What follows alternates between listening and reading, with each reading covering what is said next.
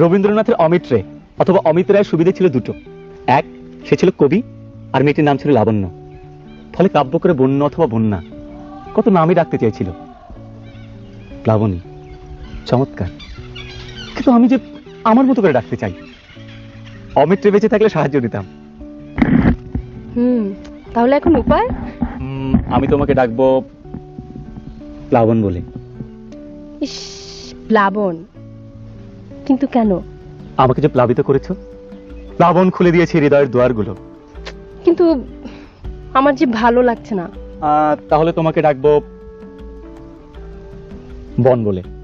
ছি ছি ছি, বনতে যাব কেন? কারণ আমাদের বাগান তো বনই। বসে ভাবি নিরালায়, আগে তো জানি না গো বন্ধের পীড়িতের জ্বালা। হায় গো ইটের ভাটায় কয়লা দিয়ে